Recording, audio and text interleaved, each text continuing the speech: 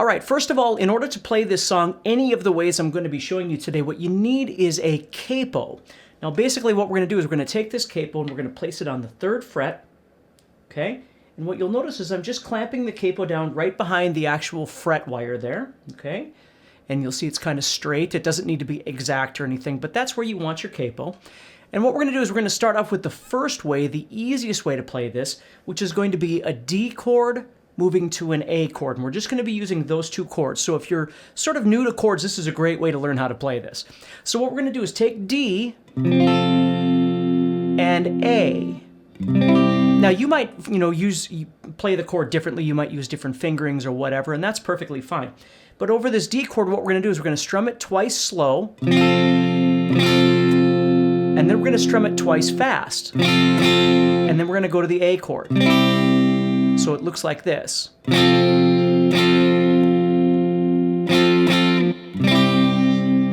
Now, in order to make it sound a little more realistic to the song, what we need to do is add this pinky on. And what we're going to do is place it on the 1st string right underneath the 3rd finger. So what we're going to do is on those 2 slow strums, we're going to play 1 strum with it off, and then 1 strum with it on.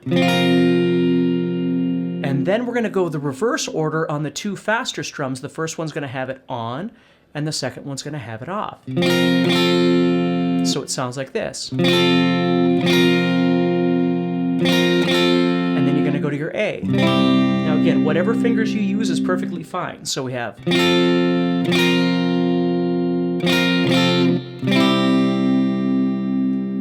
So that's the first way of playing this, and probably the easiest way for most people.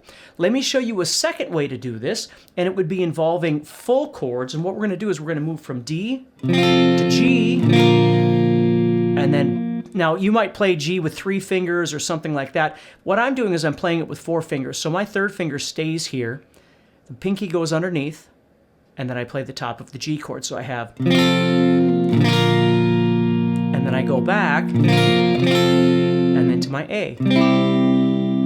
So it sounds like this.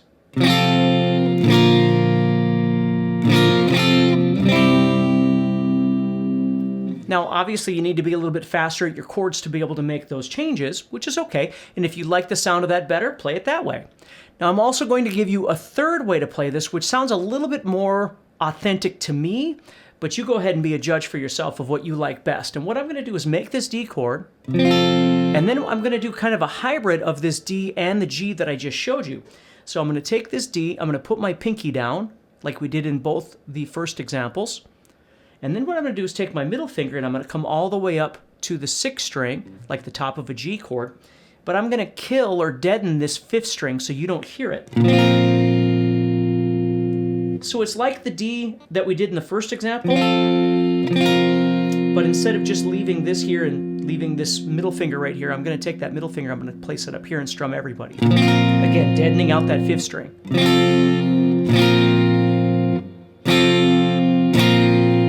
And then I'm going to go back. And then what I'm going to do is go to that A chord, but instead of going to the A chord just as a normal A chord, I'm going to leave that 3rd finger there.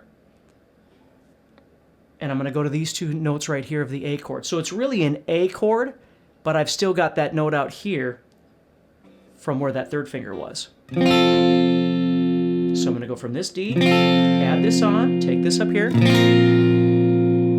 then I'm going to go back, and then, so this finger stays there the entire time, it never moves. Okay, now let's talk about the names of some of these chords, just in case you're wondering. D, when I add my pinky, it's called a D sus4.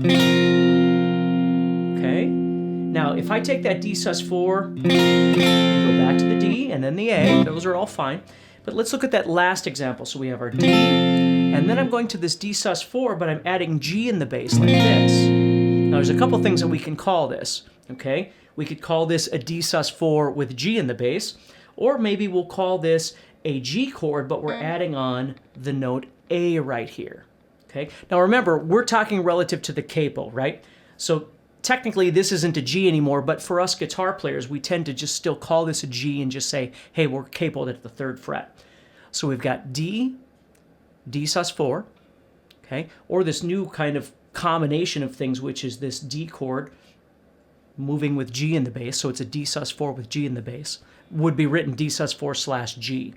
Now, if you'd rather look at it as a G chord, we would call this a G add 9. Okay, so we could call it that, and that would be fine too. Again, I don't really worry about the labels of it. What's most important for me is that you know how to play it and you can have some fun.